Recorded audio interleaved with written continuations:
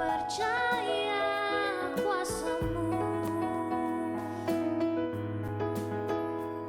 Dengan imanku, dengan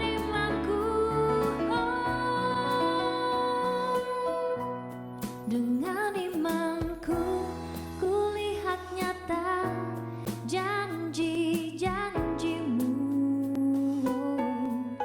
Dengan imanku, ku terima jawaban doaku. Dasar dari setiap harapanku hanyalah iman kepadamu. Dengan imanku, Kau perhitungkan hidupku. Dengan imanku, kulihat nyata janji-janji-Mu. Dengan imanku, ku terima jawaban doaku. Dasar dari setiap harapanku hanyalah iman kepadamu. Dengan imanku, Kau perhitungkan hidupku. Dengan imanku, Kau perhitungkan hidupku. Dengan imanku, Kau perhitungkan hidupku.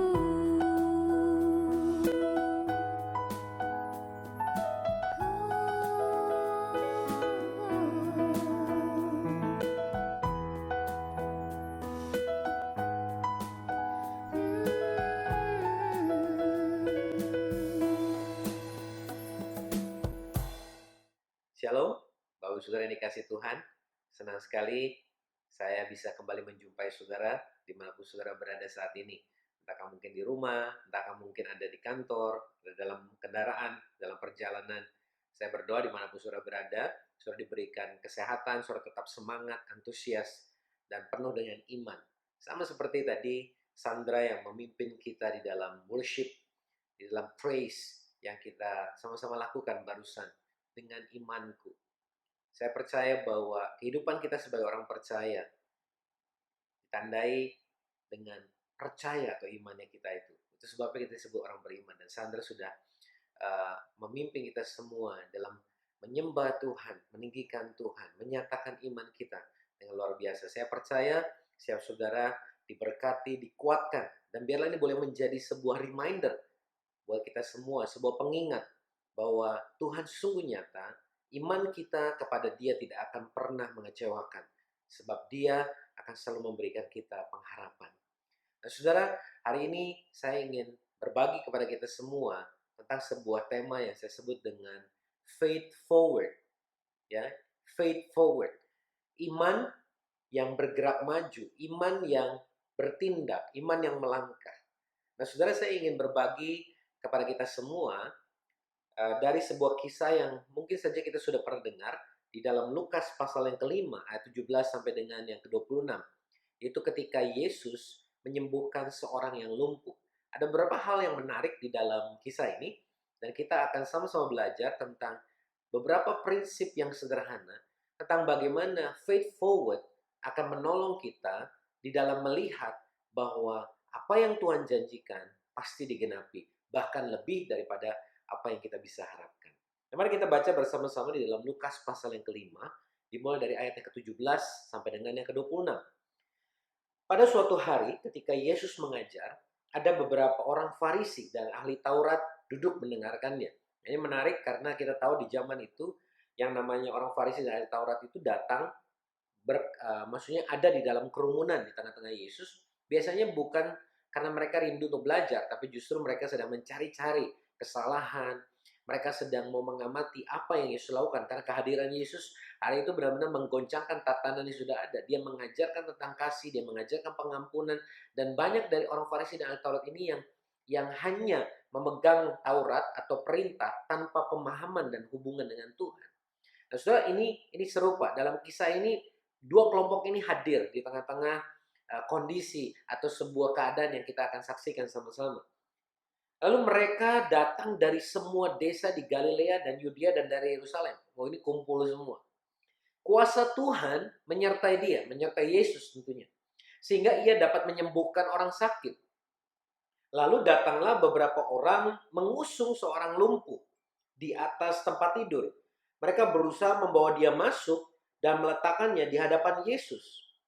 Nah, ini menarik, saudara, karena orang lumpuh ini nggak bisa jalan sendiri, maka ada 4 orang ya di dalam Markus pasal yang kedua di ayat yang berbeda, namun kisah yang sama dikatakan ada 4 orang yang mengusung orang lumpuh ini. Mereka dikatakan apa? Berusaha membawa dia masuk dan meletakkannya di hadapan Yesus. Karena mereka tidak dapat membawanya masuk berhubung dengan banyaknya orang di situ. Ya, kalau Yesus sedang hadir, apalagi ada mujizat yang banyak dilakukan, maka orang dari manapun datang. Sehingga dikatakan apa, saudara? Mereka kemudian naik ke atap rumah, lalu membongkar atap itu. Dan menurunkan orang itu, yang lumpuh tadi, dengan tempat tidurnya, ke tengah-tengah orang banyak, tepat di depan Yesus. Saudara, ini menarik sekali. Tepat di depan Yesus.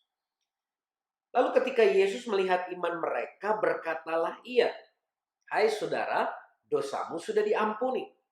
Tetapi ahli-ahli Taurat dan orang-orang Farisi berpikir dalam hatinya, siapakah orang yang menghujat Allah ini? Siapa yang dapat mengampuni dosa selain daripada Allah sendiri? Akan tetapi Yesus mengetahui pikiran mereka, lalu berkata kepada mereka, kita tahu Tuhan bukan hanya melihat apa yang kita kerjakan, tapi dia tahu apa yang jadi isi hati kita. Apakah yang kamu pikirkan dalam hatimu, kata Tuhan? Manakah lebih mudah mengatakan dosamu sudah diampuni, atau mengatakan bangunlah dan berjalanlah? Tetapi supaya kamu tahu bahwa di dunia ini anak manusia berkuasa mengampuni dosa, berkatalah ia kepada orang lumpuh itu, kepadamu kukatakan, bangunlah, angkatlah tempat tidurmu dan pulanglah ke rumahmu. Saudara lihat apa yang terjadi? Seketika itu juga bangunlah ia di depan mereka, lalu mengangkat tempat tidurnya dan pulang ke rumahnya sambil memuliakan Allah. Semua orang itu takjub lalu memuliakan Allah dan mereka sangat takut, katanya, hari ini kami telah menyaksikan hal-hal yang sangat mengherankan. Saudara, bolehkah kita mengambil waktu sejenak merenungkan, bukankah apa yang tadi baru saja kita baca dan dengar sesuatu yang luar biasa? Sebuah kisah yang akan selalu kita ingat. Dan kita pasti pernah dengar. Kesembuhan yang fenomenal. Mari kita akan lihat kenapa ini menjadi fenomenal. Yang pertama, saudara, kisah ini dimulai ketika dikatakan ada 4 orang yang mengusung tempat tidur, mengusung tilam, mungkin ini sejenis kasur gitu ya, yang diangkat bersama-sama demi 1 orang yang lumpuh. Saudara, dikatakan bahwa mereka berusaha membawa dia masuk dan meletakkannya di hadapan Yesus. Saudara, pernahkah kita terpikir apa yang menggerakkan orang-orang ini? Keempat orang ini susah payah bersama-sama mengangkat tempat tidur, mengangkat orang yang lumpuh di atas tempat tidur itu, supaya orang ini kemudian berjumpa dengan Yesus. Nah, saudara, saya percaya bahwa keempat orang ini adalah gambaran orang-orang yang melihat, mengetahui adanya kebutuhan. Ya, mungkin bicara kalau kita dalam kehidupan sehari-hari, kebutuhan yang kita lihat di tengah-tengah keluarga kita, masyarakat kita, di komunitas kita, di kantor, di bisnis, dimanapun. Orang-orang yang bahkan mungkin ada di sekitar kita, yang kita temui setiap hari. Namun bedanya mereka bukan hanya melihat dan mengetahui adanya kebutuhan, tapi dikatakan apa, saudara? Mereka kemudian bergerak. Mereka digerakkan oleh belas kasihan yang ada dalam hati mereka. So, hal pertama yang saya mau bagikan adalah compassionate heart. Hati yang penuh belas kasihan. Inilah yang kemudian menjadi awal dari sebuah faith forward. Iman yang bergerak maju diawali dari sebuah hati yang penuh belas kasihan. Saudara, hati yang penuh belas kasihan tentunya bukan hanya bicara tentang apa yang saya mau, keinginan dan kebutuhan saya saja, tapi juga bicara soal apa yang menjadi kebutuhan, apa yang menjadi sesuatu yang kita bisa lakukan, doakan, atau harapkan dari orang lain, orang-orang yang ada di sekitar kita. Ini bicara saudara, eh, inisiator atau yang memulai lahirnya sebuah faithful, compassionate heart. Belas kasihan tidak hanya berhenti hanya dalam bentuk sebuah perusahaan, sebuah perasaan. Kasihan. Aduh, kalau saja saya bisa membantu. Saudara, ini cuma perasaan atau simpati belaka. Tapi belas kasihan itu harusnya menggerakkan seseorang untuk melakukan sesuatu. To do something. Dan dalam kisah ini bukan hanya satu orang yang bergerak, tapi ada 4 orang yang bergerak bersama-sama untuk mencapai objektif tujuan yang sama, yaitu membawa orang lumpuh ini dan mempertemukannya kepada Yesus supaya dia disembuhkan. Orang-orang yang digerakkan oleh belas kasihan ketika mereka bergerak dalam kesepakatan atau kesatuan, maka kita akan lihat hasilnya begitu powerful. Yang kedua, saudara, dikatakan karena mereka tidak dapat membawa orang lumpuh ini masuk karena banyak orang, maka naiklah mereka ke atap rumah. Saudara bisa bayangkan? Naik sendiri saja ke atap rumah sendirian, itu sudah repot. Tapi ini berempat bersama-sama saling berkoordinasi untuk mengangkat tempat tidur orang lumpuh ini bersama dengan orang lumpuh ini. Tentunya berat, nggak mudah. Mereka naik ke atap, lalu kemudian di terjemahan yang dikatakan mereka melepaskan gentengnya satu persatu supaya mereka bisa membawa orang ini masuk dan turun. Dan tentunya dari atap turun juga ada jarak. Ini nggak mudah. Mereka melakukan bukan sesuatu yang biasa. Ketika 4 orang ini melihat keadaan, ada tantangan dari rintangan, orang banyak, mereka nggak bisa masuk. Mereka tidak berhenti dan menyerah ketika melihat itu semua.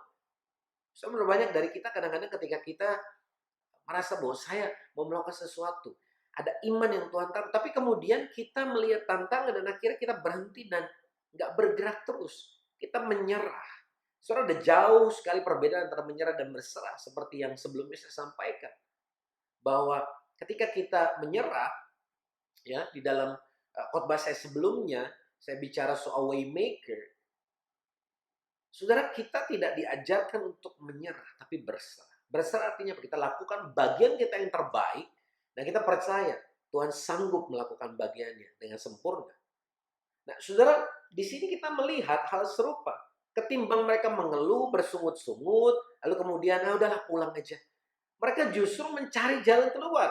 Mereka do extra mile. Mereka bayar harga untuk mengerjakannya. Nah, inilah yang saya sebut dengan excellent action. Tindakan yang excellent. Bukan mengejar apa yang sempurna, tapi melakukan yang terbaik. Pertanyaannya yang kita harus tanyakan kepada setiap kita dalam setiap kita menghadapi persoalan adalah, apakah kita sudah melakukan yang terbaik? Apakah kita sudah do extra mile?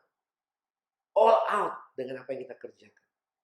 Saudara lihat belas kasihan dalam hati mereka berempat. Sekarang sudah menggerakkan mereka untuk melakukan excellent action dan memberi bagian yang terbaik. Dan Yesus meresponnya dengan sangat indah sekali. Dikatakan apa, saudara? Ketika Yesus melihat iman mereka, loh, apakah yang mereka lakukan itu sebuah perbuatan iman? Oh ya, karena Yesus mengenali bahwa tindakan mereka menggotong orang yang lumpuh, membongkar atap, membawa masuk, Yesus tahu itu semua. Dan oleh karena apa yang mereka kerjakan, Yesus tahu. Inilah faith forward, inilah iman yang sedang bekerja, inilah iman yang sedang bergerak. Karena faith forward bicara tentang iman yang ketika kita percaya atau yakini, lalu kemudian mendorong lahirnya sebuah tindakan yang nyata. Nah, saudara, Yesus melihat iman mereka, iman yang bukan pasif, tapi iman yang aktif, iman yang inisiatif, iman yang berani, audacious faith. Iman yang disertai dengan perbuatan. Tentu kita sudah pernah dan sering membaca. Demikian juga halnya dengan iman, Yakobus 2 ayat 17. Jika iman itu tidak disertai perbuatan, maka iman itu pada hakikatnya adalah mati. Saudara, belas kasihan menggerakkan sebuah tindakan. Compassionate heart. move and drive. Excellent action. Sebuah tindakan yang excellent. Dan yang ketiga, saudara, tadi kita baca juga, ketika Yesus melihat iman mereka, berkatalah ia, hai saudara, dosamu sudah diampuni. Nah, ini menarik, saudara.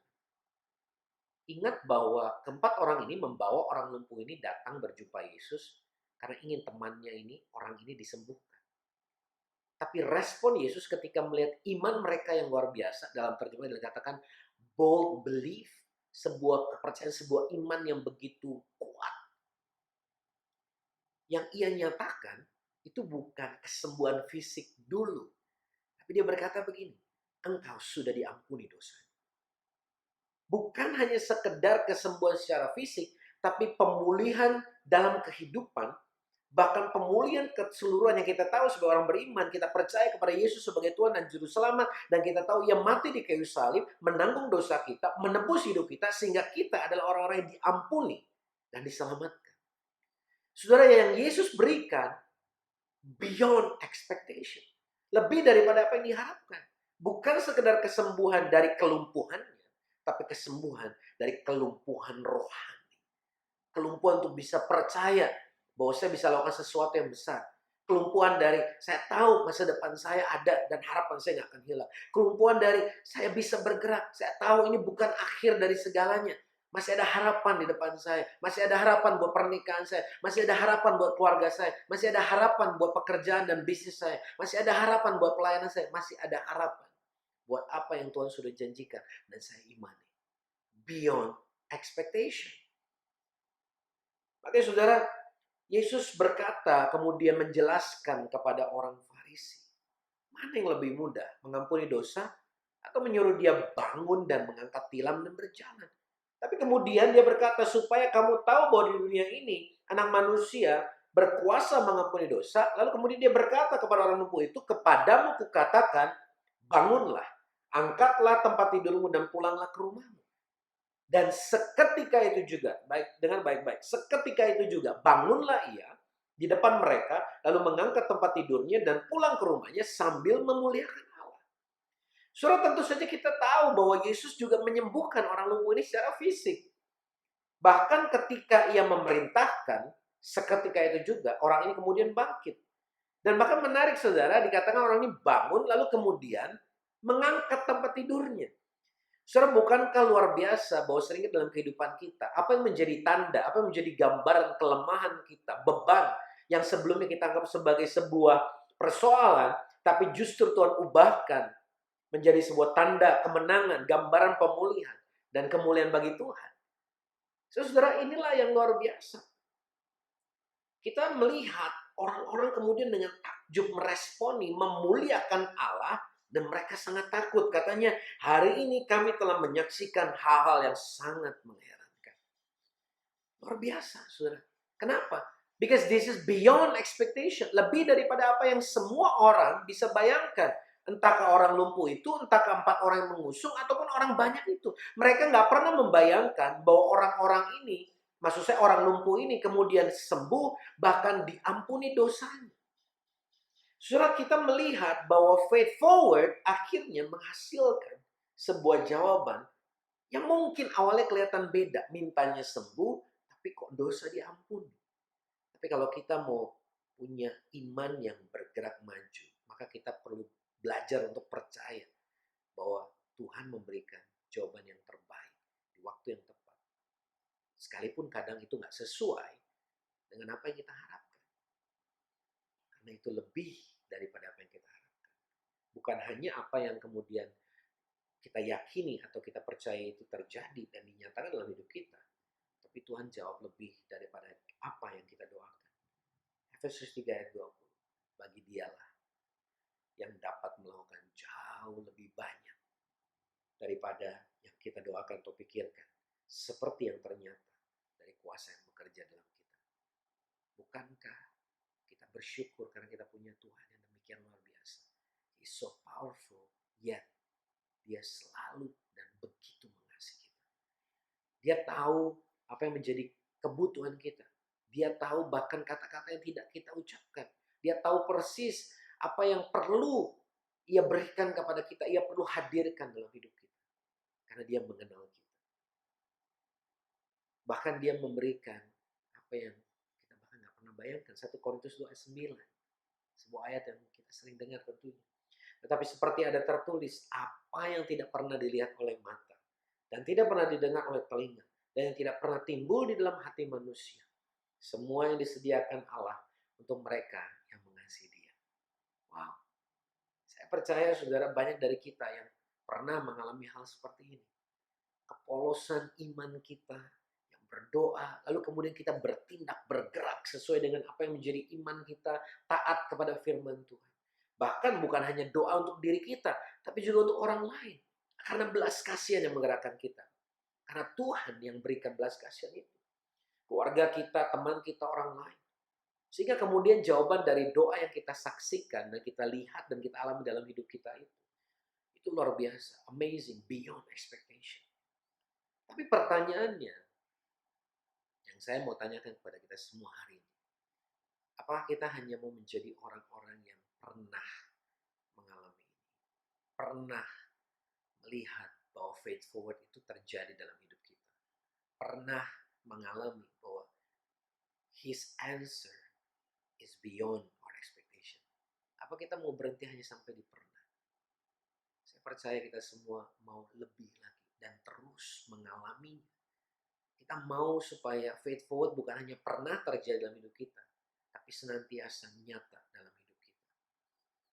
Gaya hidup yang kita hidup tentunya harus kita bangun dengan disiplin dalam hidup kita. Belas kasihan yang memenuhi hati kita. Minta Tuhan, Tuhan biar hati saya penuh belas kasihan. Kalau saya lihat ada kebutuhan, Tuhan gerakkan. Kadang-kadang saudara, saya nggak hanya bicara soal kebutuhan yang ada di luar sana.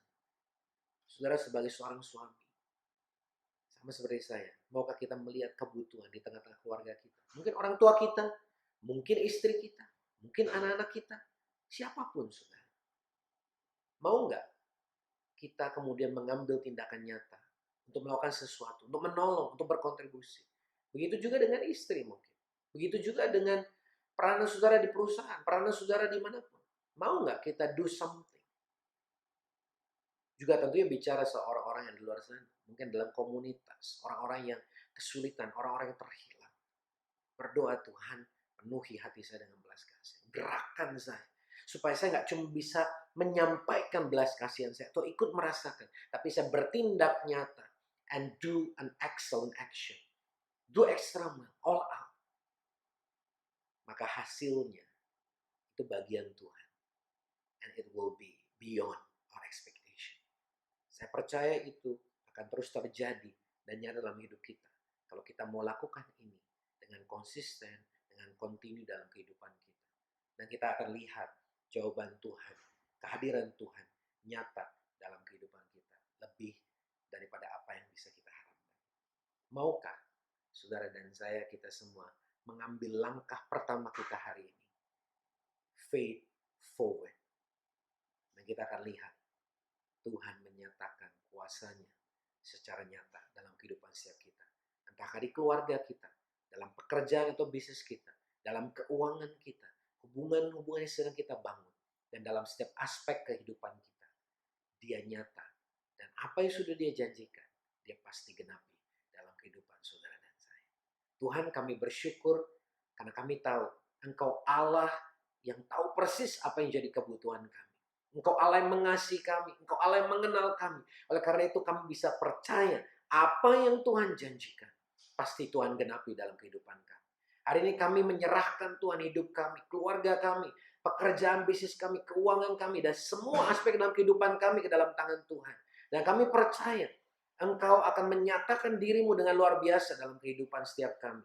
Kami mau jadi orang-orang yang digerakkan oleh belas kasihan. Jadi orang-orang yang bertindak dengan excellent. Dan menjadi orang yang berharap kepada Tuhan. Karena kami tahu Tuhan menjawab lebih daripada apa yang kami bisa doakan. Beyond our expectation. Saudara, berapa banyak dari kita semua yang hari ini kita kemudian berkata, Tuhan saya mau nih. Saya mau bergerak bersama Tuhan.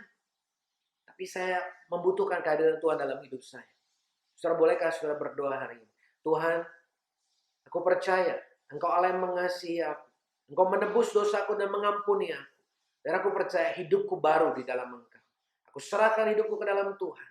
Dan aku percaya apa yang Tuhan sedang kerjakan dalam hidupku akan memberi aku keselamatan. Aku terima Engkau sebagai Tuhan dan Juru Selamat hidupku. Ubah hidupku menjadi baru. Dan aku menerimanya dalam kehidupanku. Terima kasih Tuhan. Berapa banyak saudara yang Engkau baru saja berdoa demikian. Selamat datang di dalam keluarga Allah. Engkau sudah diselamatkan. Dialah Bapa dan Engkau Anak. Dan mari mulai hari ini melakukan tindakan nyata. Terus bergerak bersama dengan tuntunan Tuhan. Dan kita melihat apa yang Tuhan janjikan pasti digenapi. Dan saya percaya kita semua yang lain, kita akan terus mengalami Tuhan menguatkan kita, membangkitkan kita, dan membawa kita kepada penggenapan apa yang menjadi janji dalam hidup kita. Selamat menikmati janji-janji Tuhan. Faith forward, bergerak sesuai tuntunan Tuhan. Tuhan Yesus memberkati kita semua.